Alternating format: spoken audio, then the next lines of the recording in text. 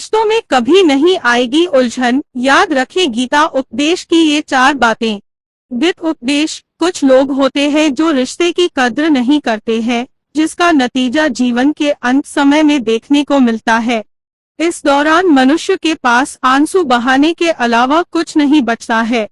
श्रीमद् भगवद गीता हिंदू धर्म का एक महत्वपूर्ण ग्रंथ माना जाता है।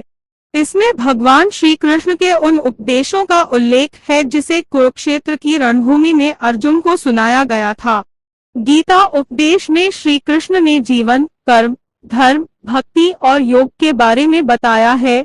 जो मनुष्य गीता के उपदेशों को अच्छी तरह से पढ़ और समझकर जीवन में अनुसरण करता है वह सद्मार्ग से कभी भटकता नहीं है। गीता में जीवन के विभिन्न पहलुओं में बातें बताई गई है, जिनमें निजी रिश्ते और संबंध भी शामिल हैं।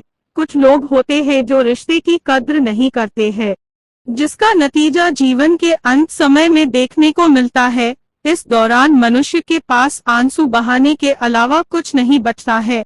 ऐसे में अगर आप भी रिश्ते को लेकर सजग रहना चाहते हैं और इस तरह के अनुभव से बचना चाहते हैं तो गीता में लिखे कुछ उपदेशों को जरूर याद रखें।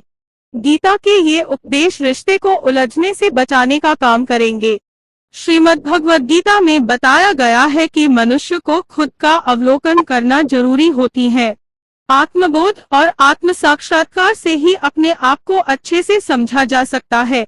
ऐसे में सबसे जरूरी बात खुद की कमजोरियों, शक्तियों और इच्छाओं के बारे में जानना होता है।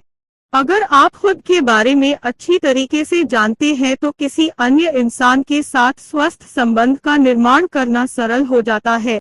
श्री कृष्ण गीता उपदेश के जरिए बताते हैं कि इंसान को धर्म और कर्तव्य का विशेष ध्यान रखना चाहिए।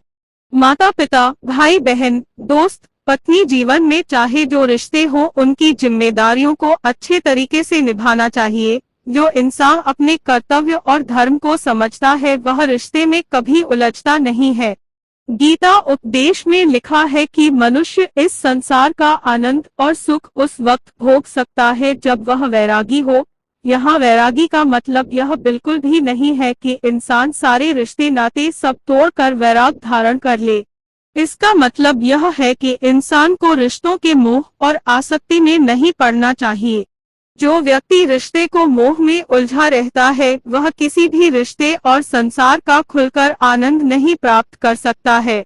जिस प्रकार मनुष्य दूसरे से इज्जत और सम्मान प्राप्त करने की आशा रखता है, इसी तरह दूसरों का भी सम्मान करना चाहिए। जो इंसान छोटे बड़े में अंतर नहीं करता है, सबके साथ प्रेम के साथ रहता है। भगवद गीता के मुताबिक इस तरह का इंसान कभी रिश्ते में उलझता नहीं है।